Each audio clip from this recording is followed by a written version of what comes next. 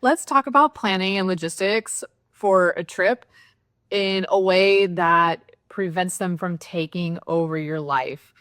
At the beginning of a trip, you can think, oh my gosh, there's so much that I have to do, and there's all these little tiny, minute things that are also important. And then sometimes you get excited and you just keep going, going, going. And the reality is, we don't want that. We want the trip to be fun. We want the planning to be fun. We want the whole experience to be fun. So I like to think that logistics should support the trip versus turning into the trip itself.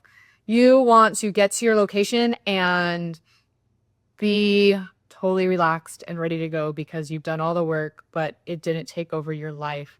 So there's probably the first thing everyone starts to look at are your things like flights and accommodations and transport, trains, cars, all, are you going to take a tour? All those different kind of things that are so important and so integral to a trip because you're not going to have a trip without them. You have to get from point A to point B.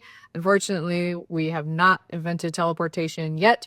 So when that happens, some of this is not going to be quite as big of a deal. But for right now, those things are still so important and they can take a lot of time researching. I know for me, for my trips, I spend hours researching flights, transportation, different hotels, reading where I should or maybe shouldn't stay at the destination, and looking at walkability once I'm there. There's so many things I could talk about it for days and days and days, but there comes a point where you just have to decide. You have to pick and choose. And I'm guilty as charged of putting things off and waiting. Oh, maybe tomorrow new will come up, something better will come up. I do that a lot when I'm looking for accommodation, especially for Airbnbs. And sometimes it works in my favor. I've had some amazing last minute deals that I will never ever forget. And on the flip side, I've lost out on some amazing locations that I should have just booked. So how do you tell when it's time to stop researching? And there's the obvious of, well, you need somewhere to stay tomorrow, so you better just book something. And there's maybe the less obvious of when does this start to take over and control your life to a point where you don't want to do it anymore? And that's when you just need to commit. You can research yourself in circles and never commit to something. And then you're up a creek without a paddle and nowhere to stay, for example. So I think that once you find something that looks good, feels good, it's in the price range, it's within whatever you decided for walkability, maybe it's near transportation, um, whatever you decide in were the deciding factors for choosing the accommodation in this example. We're using accommodation. So whatever those deciding factors were, just book the darn thing. Book it. If you're still uncertain about it, most places will give you free cancellation. So book it with free cancellation. Don't feel bad about the person or the company on the other end. If it gives you the peace of mind in order to hit book, do it. The same thing can be said for flights. Book them. Their prices fluctuate all the time. Know your local laws. For example, in the United States, you have 24 hours for cancellation after you book a flight for a full refund. I'm not as familiar with other places in the world, but just as an example. Um, so I think this segues into where people over and under think things. I think people overthink, quite frankly, the majority of it a lot of times. When you find something that works for you, that's where you need to stop overthinking. If it meets what you've decided going into this, if it's the right flight time, if it's the right location, if it's the right kind of transportation for you, and you have the opportunity to book it, well, then just book it. Again, there's free cancellation.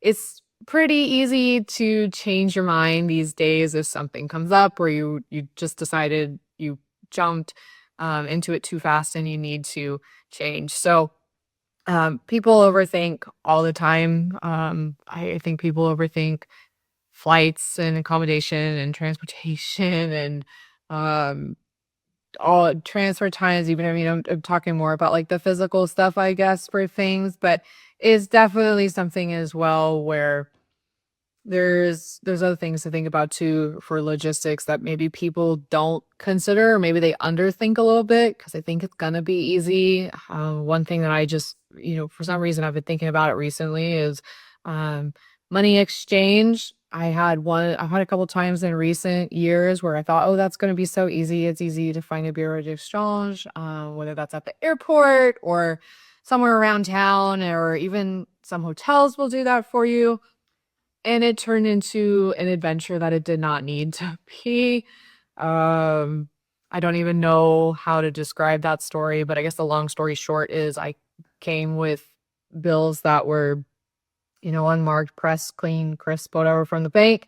And the first place I went to decided that because one had like a little spot on it, they weren't going to take it. That was an absolute pain in my, it was just a pain. And ended up having to go to another place and it was not a problem. Then the next time this happened, it was in a different country and once again came with my, beautiful crisp bills and was, kind of joking about it. And the person at the counter was like, yeah, no, we don't care. So, but that was another adventure where I had to find, I'd already left the airport. I had to find it out in the wild, so to speak. And, I'm digressing. The point is, I think sometimes people underthink those smaller logistics. They get so caught up in overthinking about flights and accommodations and the things that seem so big when in the reality is they're probably the easiest thing you're going to do.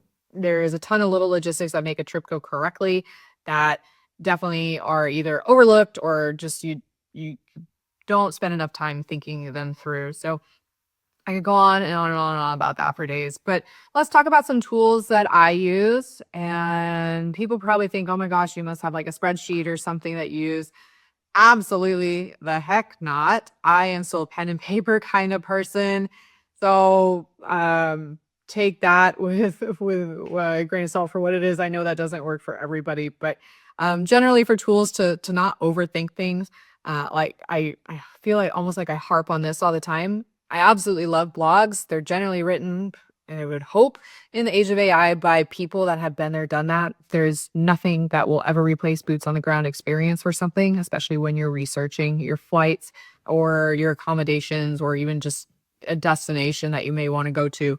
I love using Google Flights. I know a lot of people love Skyscanner and whatnot. I have airlines that I like to fly with, so I much more stick to Google Flights, and then I can, filter down to the airlines that I want to use. For accommodations, I love Booking.com. I've used them for years and always had good experiences. I've heard horror stories, but I think it's like anything. You need to do your own research, and quite frankly, you need to use your brain and think about it when you do this. Do your research is the biggest thing I could say. I know we're talking about tools, but if you're going to use like a third party site and you're looking at accommodation, find out if they have their own website, out if they have their own social media and Google them separately. Look up independent reviews of this place. I don't know, not trying to be rude but use your brain. Really think it through. Don't fall into the underthinking category. Don't fall into the overthinking category, but find that happy medium where you're really thinking that through. So those are probably the top tools I use for go-to. It's very small. I feel like for logistics, I spent most of the time on your accommodations, your flights, and the bigger things like that. But Google, Skyscanner, if you want to use it, Google Flights, blogs, always going to harp on how wonderful blogs are, and also like Booking.com. But even using just Google Maps, I think people kind of overlook Google Maps for whatever reason.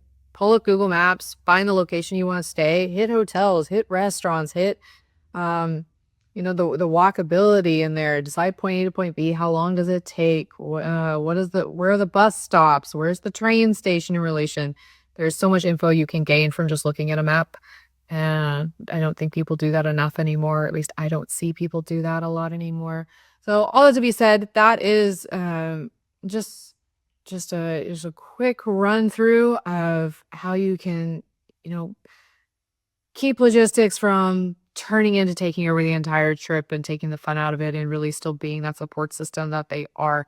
Talk about logistics a lot. I'm a logistic person. It's where I see a lot of people decide that they just don't want to do this alone. They want help. And this is really where they start asking for help, whether it's from someone like me who can help you plan your trip or just from other friends that have also done perhaps this trip before. So all that to be said, if this is something you think that I could help you with, I would love to help you with it. I could talk travel all day long. Go ahead, jump on my calendar, shoot me a message. And if you're not ready for that, that's totally cool. Come hang out in this little corner of the internet, check out the blog, jump on the newsletter, and I will see you on the next one. Bye.